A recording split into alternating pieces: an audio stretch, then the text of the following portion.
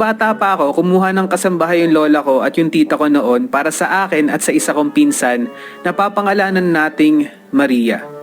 Kumuha sila ng kasambahay dati kasi mga busy pa sila, kaya walang magbabantay sa amin kapag pumasok na sila sa trabaho.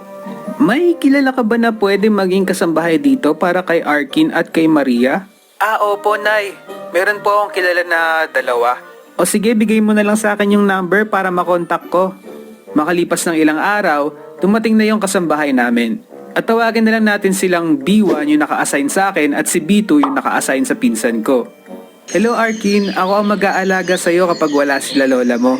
Hello Maria, ako naman ang mag-aalaga sa'yo kapag wala sila mama mo. Tuwang-tuwa kami kasi syempre may bago kami magiging kaibigan at makakasama sa bahay at makakalaro, pero sa hindi namin inaasahan. Isang araw sa bahay, naglalaro lang kami ng pinsan ko sa kwarto niya kasama yung yaya niya na si B2. At habang naglalaro kami, dumating si B1 at nag-usap sila ni B2. Tara, pagtripan natin si Arkin. Anong gagawin natin? Ikukulong natin si Arkin dito sa kwarto. Sige, anong plano? Kapag sumenyas ako, bubuhatin mo si Maria at tatakbo tayo sa labas. Sabay isasara ko yung pintuan para hindi makalabas si Arkin. Tapos tatakutin natin. Sige, tara. At mamaya-maya lamang habang naglalaro kami, binuhat nila yung pinsan ko tapos tumakbo sila palabas ng kwarto at sinara yung pintuan. Syempre sa pag-isip-isip ko ng mga edad ko na yon, kinulong nila ako. Hindi na ako makalabas dito. Saklolo. Iiyak na ako. At umiyak ako sa kwarto. Pero dahil sa sobrang takot ko, pinilit kong buksan yung pintuan habang umiiyak ako.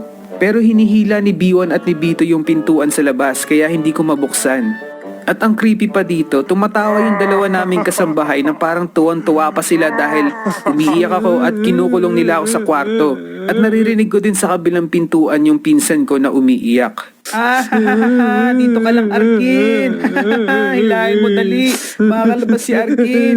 Ate, palabasin niyo na ako dito. Natatakot na ako.